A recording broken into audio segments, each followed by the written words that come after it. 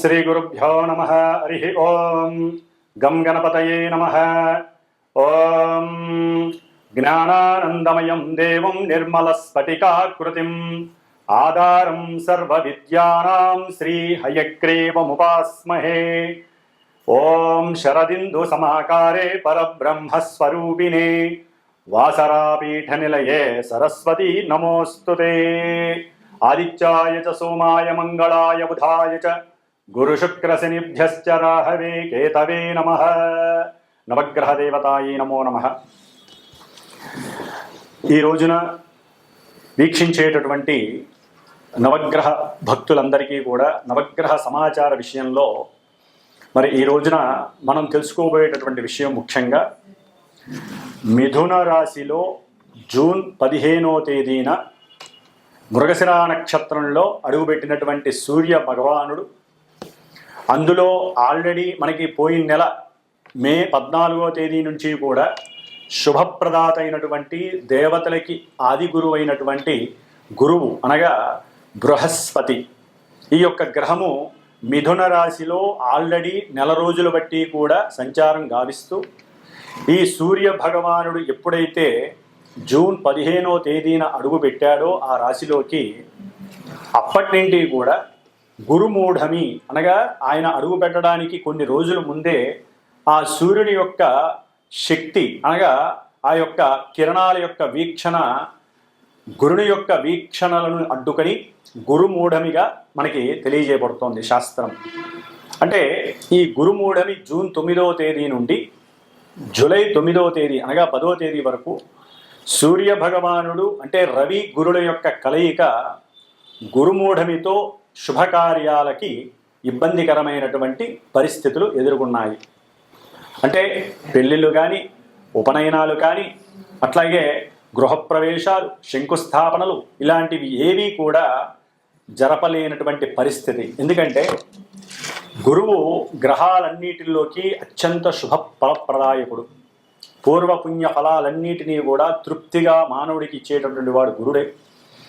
మరి ఈ రవి మిగతా గ్రహాలన్నిటినీ కూడా మనం నివసిస్తున్నటువంటి భూమిని కూడా తన చుట్టూ చక్కగా తిప్పుకుంటూ తన యొక్క ఆకర్షణ శక్తితో, ఎందుకంటే సూర్య భగవానుడి యొక్క అంతరంలో ఒక చిన్న సూక్ష్మమైనటువంటి బిందువు దగ్గర గాయత్రీదేవి నివాసం ఉంటుందని శాస్త్రవచనం. అందుకని ఆ సూర్యుని యొక్క శక్తి తట్టుకోలేక అన్ని గ్రహాలు కూడా మూఢత్వాన్ని పొందుతాయి, అంటే బలాన్ని కోల్పోతాయి అని అర్థం. వాటిల్లో ముఖ్యంగా గురువు, అట్లాగే శుక్రుడు చాలా విశేషమైనటువంటి శుక్రమూఢమి, గురమూఢమి అనేటటువంటిది మనకి సంవత్సరంలో 2 సార్లు 1 సారి వస్తూ ఉంటాయి. శుభకార్యాలు ఏవి జరపరు. మరి అలాంటి సూర్యుడు, ఈ సూర్యుడు ముఖ్యంగా అధికారాన్ని, అట్లాగే కీర్తిని, హోదాన్ని, ఉద్యోగ దర్పాన్ని, ఉద్యోగ బాధ్యతలను, అట్లాగే పితృశాసనాన్ని అంటే తండ్రి యొక్క ఆశ్రయాన్ని కానీ, తండ్రి యొక్క ఆదరణని కానీ, పితృసేవా మార్గాన్ని కానీ, అట్లాగే హోదా, అట్లాగే కార్యశీలుడు అంటే ఎటువంటి కార్యాన్నైనా సరే అచంచలంగా, నిర్మోహమాటంగా, ముక్కుసూటిగా నిర్వర్తించేటటువంటి వాడు సూర్య భగవానుడు. కాబట్టి ఈ అధికారానికి ప్లస్ మనకి అంతరిక్షంలో గ్రహాలన్నిటికీ రారాజైనటువంటి ఈ సూర్య భగవానుడు ధనాన్ని, కుటుంబ సౌఖ్యాన్ని, సంతాన కారకత్వాన్ని, వివాహ యోగ్యతలని, అట్లాగే సనాతన సాంప్రదాయాలను, గౌరవాన్ని, ఏ విషయాన్నైనా సరే అఖండంగా వృద్ధిని చేసేటటువంటి ఈ గురువు అనగా బృహస్పతి గ్రహము, ఈ 2 గ్రహాలు కూడా మనకి మేషరాశి నుంచి 3వ స్థానమైనటువంటి విక్రమస్థానము, పరాక్రమస్థానము అంటారు. ఈ యొక్క స్థానంలో రవికి చాలా విశేషమైనటువంటి సౌఖ్యకరం ఈ యొక్క క్షేత్రం. ఎందుకంటే ఇది రవికి మిత్రుడైనటువంటి బుధుడు యొక్క క్షేత్రము. కానీ గురుడికి మాత్రము ఈ యొక్క క్షేత్రము శత్రుక్షేత్రము. అతను అంత కంఫర్టబుల్గా అక్కడ ఉండలేడు, సౌఖ్యకరంగా ఉండలేడు. అంటే ధనపరంగా కానీ అతను ఇచ్చేటటువంటి శుభాలకన్నిటికీ కూడా గురుడు కొంత ఇచ్చేటటువంటి పరిస్థితుల యొక్క స్థాయి కొంచెం తగ్గే అవకాశం ఉంటుంది. ముఖ్యంగా రవితో కలిసినటువంటి ఈ గురుడు ఈ మిథున రాశిలో ఉండటం ద్వారా కొంచెం ఇంకా పటుత్వాన్ని కోల్పోయి గురుమూఢమి ద్వారా గురుడిచ్చే ఫలితాలలో కొంత కాంప్లికేషన్స్ ఉంటాయి, అట్లాగే కొన్ని ఇబ్బందికరమైనటువంటి పరిస్థితులు కూడా తలెత్తుతూ ఉంటాయి. మరి ఈ వ్యాపార క్షేత్రమైనటువంటి ఈ యొక్క మిథున రాశిలో రవి మరియు గురుడు రెండూ కూడా మిత్రగ్రహాలు, అతిమిత్రగ్రహాలు. సూర్యుడికి గురుడికి కూడా మిత్రత్వం చాలా ఎక్కువ. మరి ఈ రెండు మిత్రగ్రహాలు ఈ బుధరాశిలో వ్యాపార క్షేత్రము అంటే లావాదేవీలు, వ్యాపారంలో ఎటువంటి లావాదేవీలైనా సరే ఈ యొక్క క్షేత్రంలో ధనకారకుడైనటువంటి గురుడు, అధికారాన్ని నాయకత్వాన్ని కలిగినటువంటి రవి, ముఖ్యంగా అది ఆ అధికారం అంటే అది పారిశ్రామికవేత్తలు కావచ్చు, లేదా రాజకీయ రంగంలో నిపుణులు కావచ్చు, రాజకీయ రంగంలో చతురతని చేసేటటువంటి పెద్ద పెద్ద నాయకులు కావచ్చు, ఏ పోస్టులో ఉన్నటువంటి వాళ్ళైనా సరే, అట్లాగే ముఖ్యంగా న్యాయస్థాన జడ్జీలు కావచ్చు, టీచర్లు కావచ్చు, వ్యాపారాన్ని ఈ సమయంలో సద్వినియోగం చేసుకునేటటువంటి వారు ఎవరైనా సరే ఈ రవి గురుల్ని ఏ విధంగా ఆరాధిస్తే మంచి జరుగుతుంది, శుభప్రదం అవుతుంది.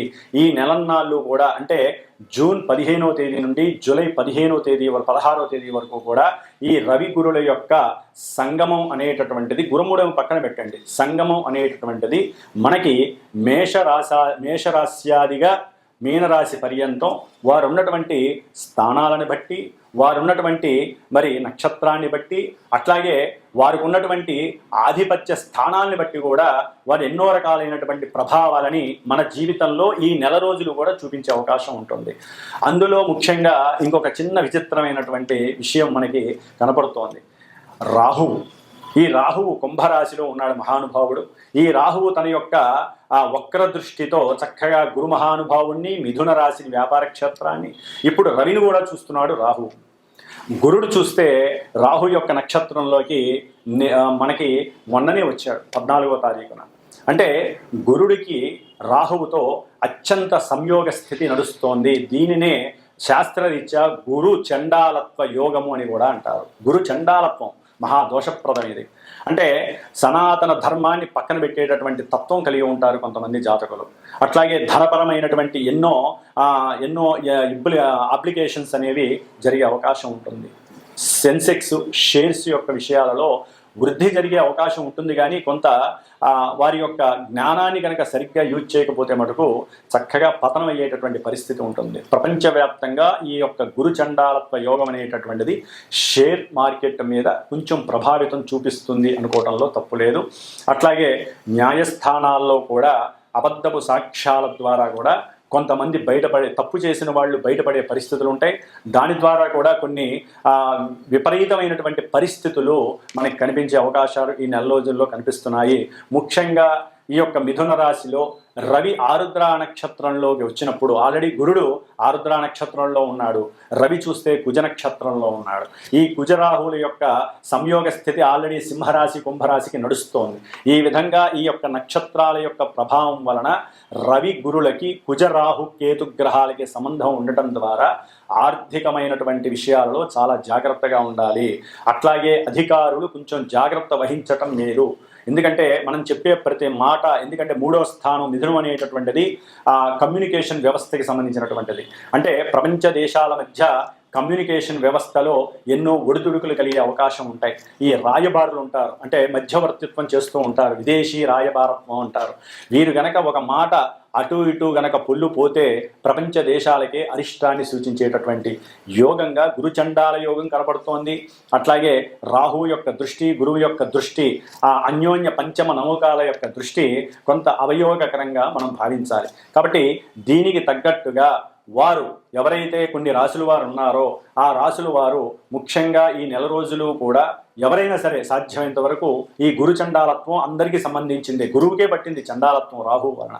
కాబట్టి ఈ చండాలత్వ దోషం పోవటానికి మహన్యాసపూర్వక ఏకాదశ రుద్రాభిషేకాలు కానీ, లేకపోతే శివాలయాలలో గురువారాల పూట, శనివారం పూట కానీ, ఆదివారం పూట కానీ రుద్రాభిషేకాలు, రుద్రార్చనలు చేయించుకోవటం, అట్లాగే కాశీక్షేత్రమో శ్రీశైల క్షేత్రానికో వెళ్ళి దర్శన భాగ్యాన్ని చేసుకోవడం, అంటే శివుణ్ణి ఎక్కువగా ఆరాధించటం, ఓం శివాయ గురవే నమః అనేటటువంటి మంత్రాన్ని ఎక్కువగా స్మరణ చేయటం ద్వారా వీరికి కలిగేటటువంటి కొన్ని ఇబ్బందికరమైనటువంటి విపత్కరమైనటువంటి ఆటంకాలు, అట్లాగే కొంతమంది పెద్ద పెద్ద వాళ్ళ యొక్క వాళ్ళ నుంచి కలిగేటటువంటి ఇబ్బందుల నుంచి తప్పించుకునేటటువంటి అవకాశం ఎక్కువగా ఉంటుంది.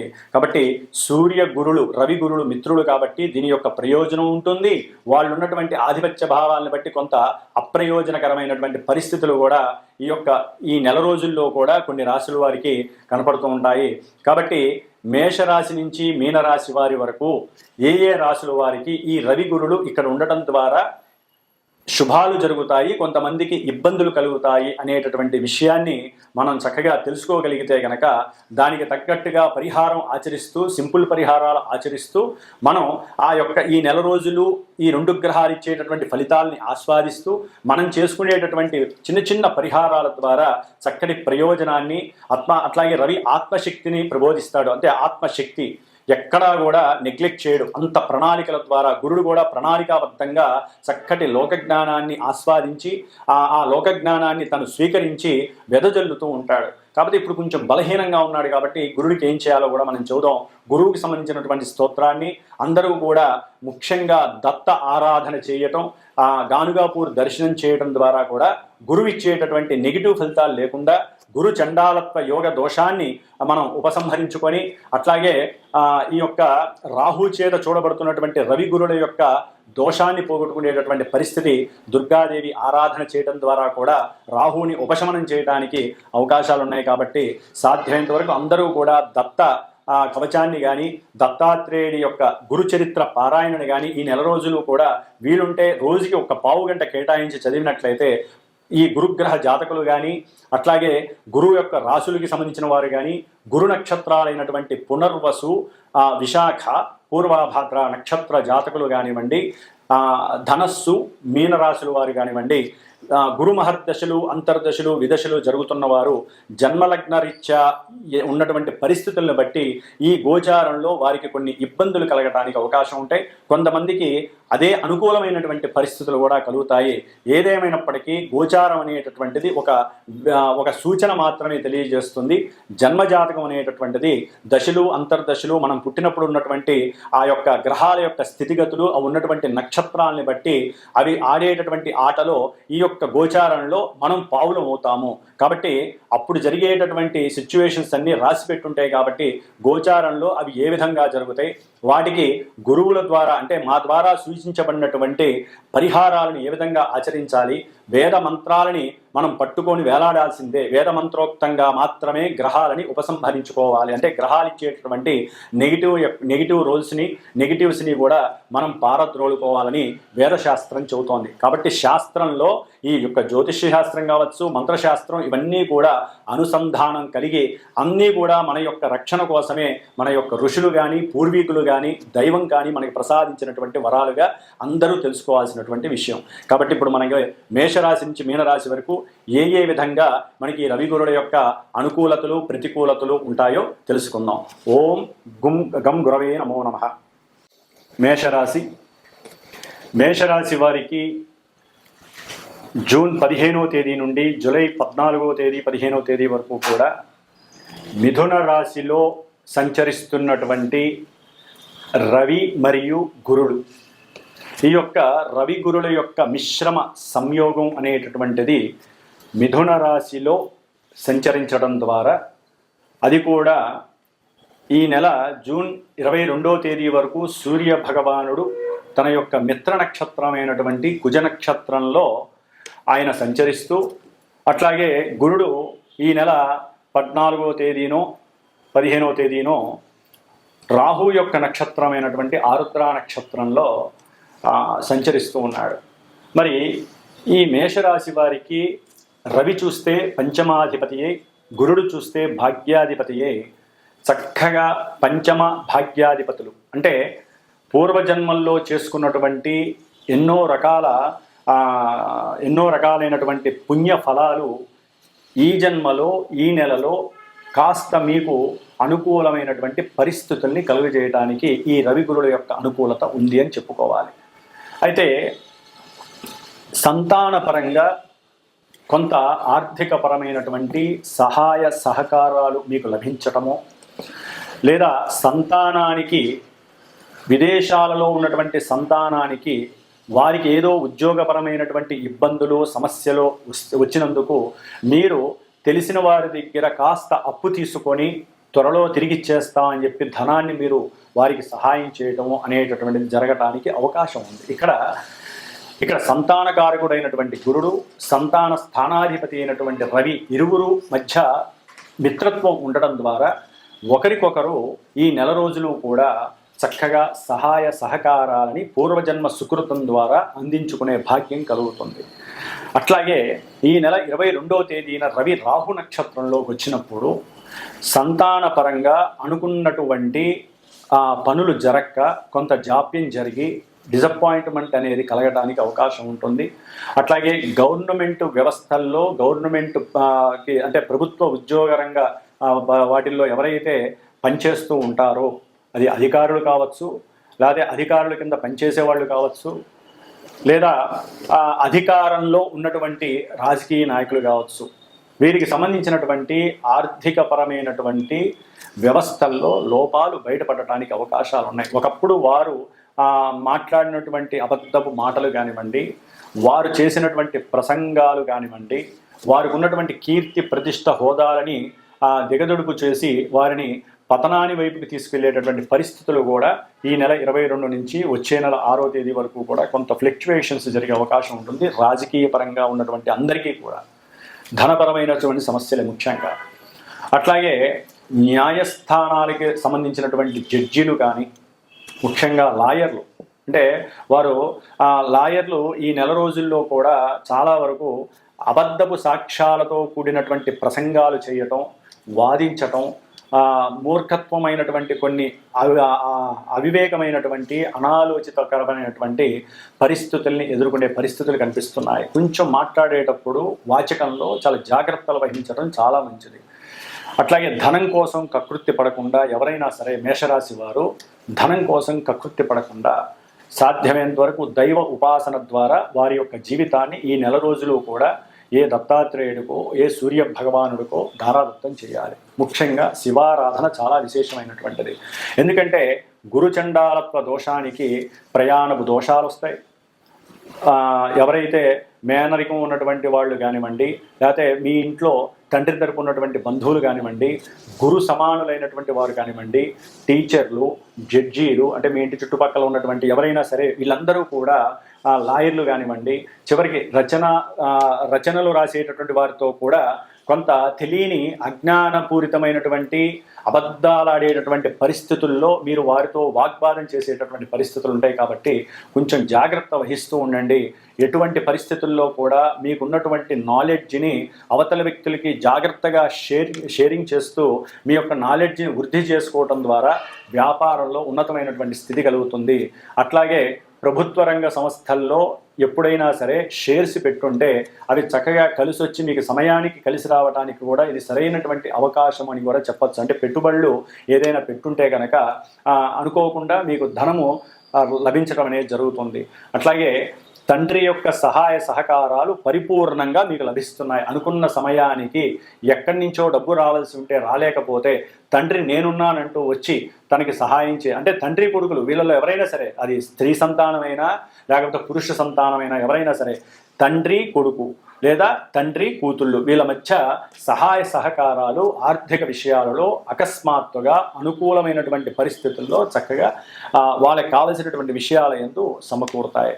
అట్లాగే ముఖ్యంగా ఈ గురుచండాలత్వం వలన కొంతమంది స్త్రీలు ఎవరైనా సంతానం కావాలి అని సంకల్పించుకున్నట్లయితే కొంచెం ఈ రాహుతో కలిసినటువంటి సందర్భం వలన ఈ నెల జూన్ 22వ తేదీ నుండి జూలై 10వ తేదీ వరకు కూడా ఈ గురువు బలంగా లేకపోవడం ద్వారా కొంచెం వాళ్ళకి గర్భానికి సంబంధించినటువంటి విషయాల్లో ప్రతికూలమైనటువంటి పరిస్థితులు కనబడతాయి. అంటే వాళ్ళు 2-3 నెలలు మనకి ఇంకా పీరియడ్స్ రాలేదు కాబట్టి సంతాన యోగం కలిగే అవకాశం ఉందని కొంచెం ఆనందపడతారు. ఆనందాన్ని అలాగే ఉంచుకోండి, ఏం కాదు, ఆనందం అలాగే ఉంటుంది.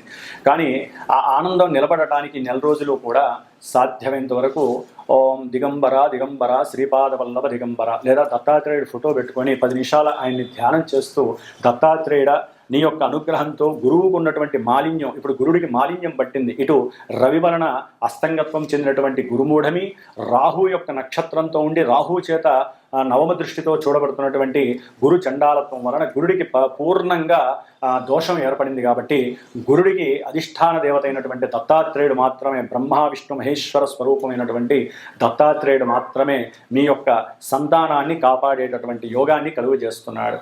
కాబట్టి వాళ్ళ యొక్క ఆలోచనలు కూడా మారే అవకాశం ఉంటుంది. అట్లాగే పిల్లలకి సంబంధించినటువంటి దూర ప్రయాణపు విషయాలు, వారు చదవాల్సినటువంటి విషయాలు, అట్లాగే మీరేదైనా దూర ప్రాంతాల యందు లేకపోతే దూర ప్రాంతం అంటే మన దేశంలోనే కాస్త దూరము దగ్గర ప్రయాణాలు చేసేటప్పుడు కొంచెం ఆదంబరిచి కాకుండా జాగ్రత్త వహించి ప్రయాణం చేయడం ద్వారా శుభం కలుగుతుంది, దైవానుగ్రహం కలుగుతుంది. మీరు చేసుకున్నటువంటి ఉపాసనా బలం మిమ్మల్ని స్థిరంగా నిలబడి ఉంచుతుంది. ఎట్టి పరిస్థితుల్లో మేషరాశి వారికి మీరు చేసుకునేటటువంటి దత్తాత్రేయుడి యొక్క పూజల వలన, గురుదత్త పారాయణ వలన మీకు అన్ని రకాల శుభాలు కలుగుతాయి. ఎందుకంటే ప్రతికూలమైన పరిస్థితుల్లో గురుడున్నప్పటికీ మీరు స్వయం కృషితో ఏదైతే చేస్తారో నిక్కచ్చిగా అది మీకు శుభాన్ని కలుగజేస్తుంది. ఓం గురు దత్తాత్రేయాయ నమః, ఓం గురు దత్తాత్రేయాయ నమః ఈ మంత్రాన్ని చక్కగా జపించండి. అన్ని రకాల శుభాలను అనుభవించండి. ఓం శ్రీమాత్రే నమః.